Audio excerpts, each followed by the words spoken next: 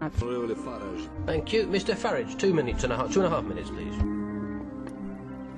Thank you. Well, Mr. Barroso, I'm always prepared to accept I might be wrong, and I thought the democratic revolution against this Euro lunacy was confined to Northern Europe.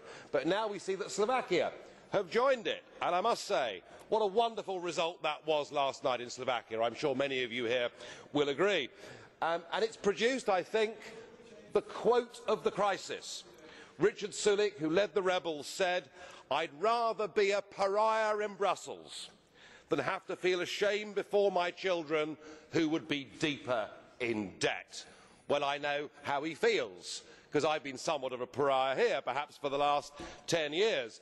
But he's got it right, because he summed up the detachment between Brussels and the real people of the European Union. And listening to this today, it's almost as if this debate's been going on inside a padded cell that is the European Parliament, as people compete for who can be the most stupid.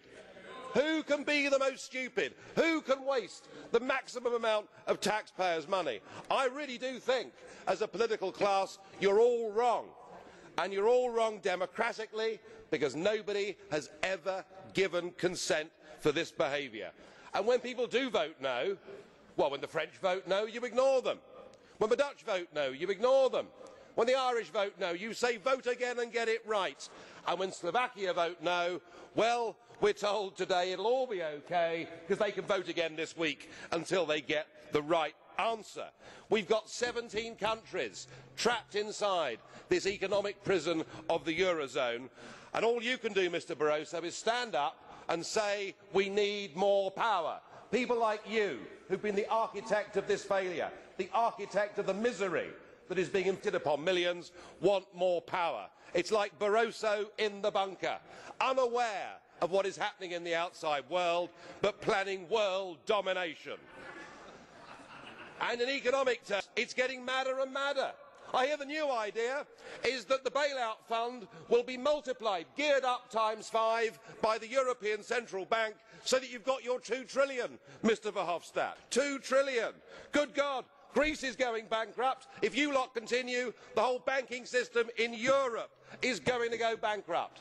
The former British Chancellor of the Exchequer, Norman Lamont, this morning described the attempts to save the euro as the most gigantic Ponzi scheme. I'm tempted to think he's right. Thank you.